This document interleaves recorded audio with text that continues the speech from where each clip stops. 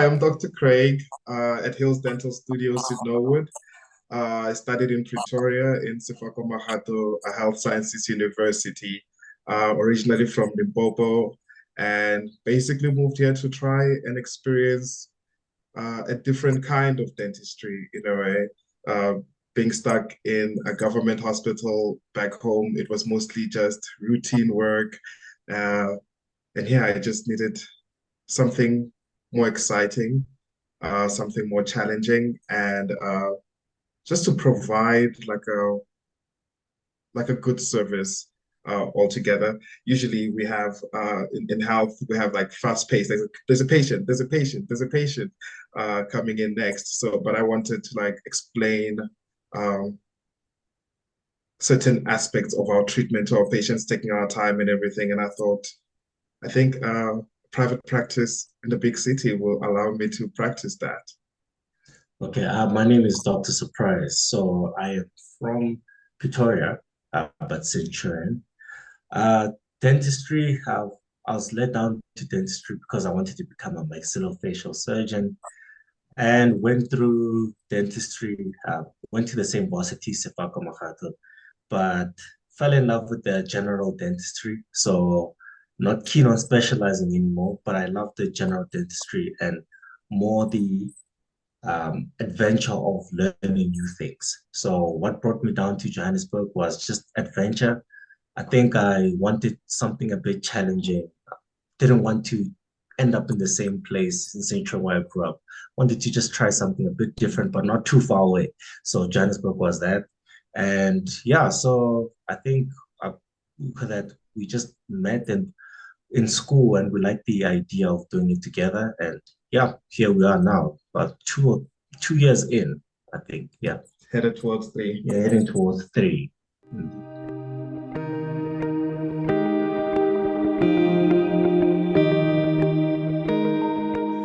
Oh yeah, we studied together. We're classmates, and we actually had like a little band in varsity.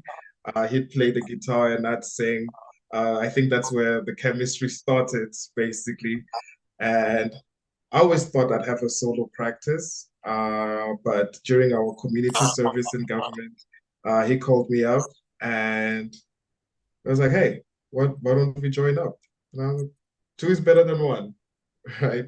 And I think that's how it all started. We just discussed what type of practice we want, what type of service we want to provide, and we're in agreement with a lot of things. And there was synergy because we're so different as well. Our personalities are like black and white.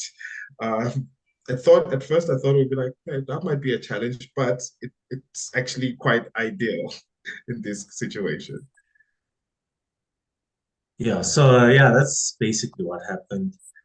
We were classmates and we could that. So when I started doing the whole searching on where to go, Johannesburg ended up looking in Johannesburg, Parktown, Norwood, where we are now. And I just saw the spaces were just too big for one person. So I thought maybe just bring somebody along. And then I just thought about the first person I could think about was him. So I think that's how it all started. And then first was an idea. Then we solidified the idea and brought it together. So yeah, that's basically the nutshell of how it happened.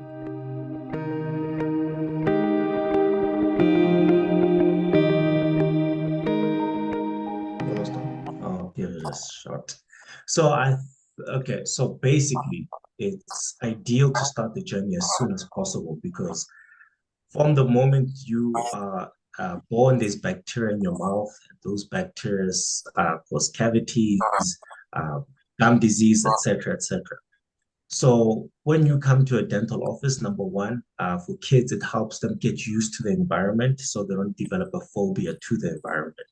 Because when the older they become, the more foreign it becomes to them. So you start them very early, and then we can spot issues before they become very, very serious. So if there's potential crowding, jaw issues, cavities, anything that's abnormal, if we spot it early, we can actually treat it easier than when we spot it later on. And also, it also encourages us to get the child into a good oral hygiene habit so they don't develop certain issues down the line like gum disease, etc., etc. Yeah. Yeah. And because I think maybe it's just where I'm from, but people don't really pay attention to dental health and stuff like that. Uh, I'm also included into that. Before I started studying dentistry, I think I only went there for like the painful stuff. I'm in pain and stuff like that. So it's easily one of the most ignored uh, parts of your health, even though it's pretty crucial because it affects everything around your body. It affects your chances of getting diabetes, hypertension, bone disease as well. Uh, but again, it's really easy to ignore. So I would say that I would recommend everybody at least once in your life, go see a dentist, and you might be surprised by what you learn about your health and about the state of your teeth. And especially most problems, if you find them, if you spot them early, they are cheaper to fix and the trauma is not that high.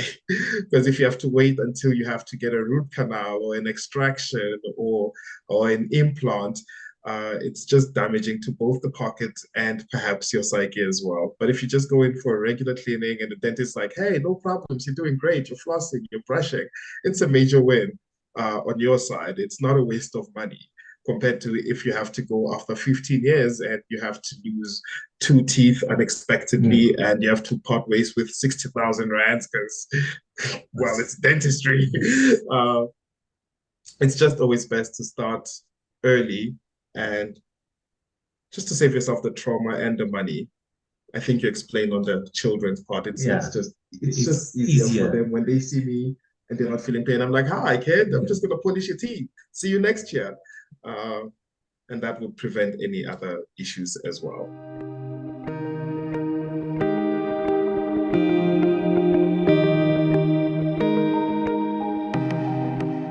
Cool. So I'll start with the servicing. So what we do, but it's also part of the university applications. We do allow a lot of teenagers, young people to job shadow. And during the job shadowing process, not only just say job shadow, just watch. I actually ask them questions and I sit them down, like, why do you want to choose dentistry? You know, you get to talk to them and explain to them all the other options they can explore, where they should apply, etc., etc. And we also do try, keep a what did I say? Like not only like keep it, allow them to talk as well, like voice their opinion on what they think and also ask questions as well. So I think that's one of the ways we've tried to do some servicing. In terms of future plans, there is an exciting plan to actually move. We're busy with our new facility. We'll be ready in October, September maybe, but yeah, October, You just never September. know. We just don't know yet. But we're busy with that, and it's going to be a um, bigger facility to accommodate more practitioners as well. So yeah, I think those are the two things I could touch on. Is there anything else?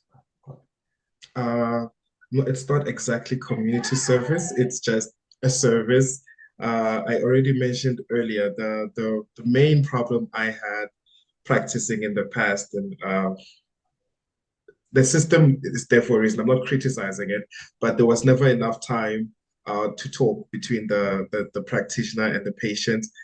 So we want to understand the patient's expectation of us, and we just let them talk, and afterwards do the exam, and we basically spend a lot more time trying to get the patient to understand why we're doing it, what we need to do, and what can prevent other diseases in the future.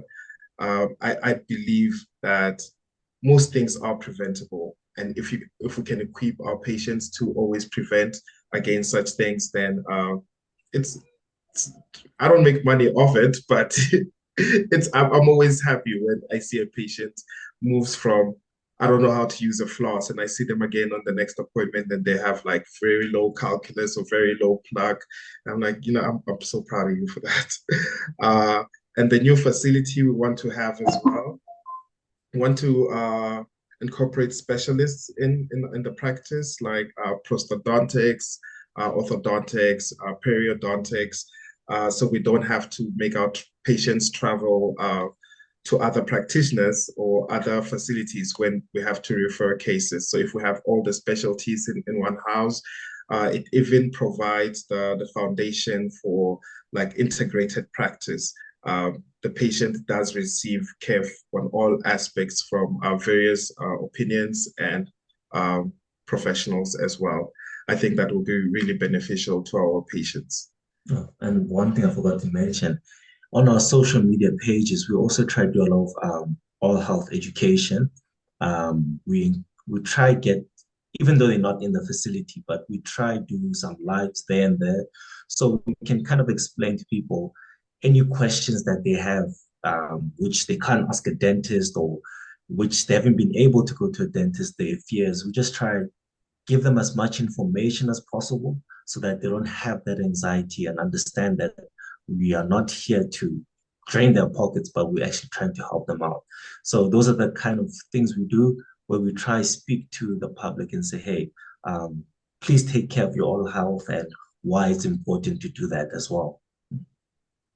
And hopefully, we open a branch in Cape Town in like 5 or 6 years. What experience, Cape Town?